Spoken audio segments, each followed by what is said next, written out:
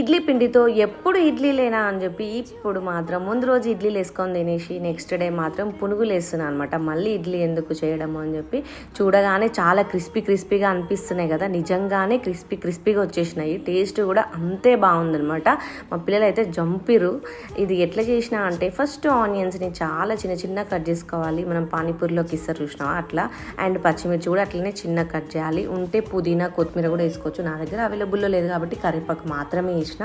And next దీంట్లో 4 table spoon మైదా కూడా కలిపేసి కొంచెం గట్టిగా కలుపుకోవాలి. కలిపిన తర్వాత మంచిగా వేడి ఆయిల్లో బోండాలాగా వేసేసుకుంటే అయిపోతుంది.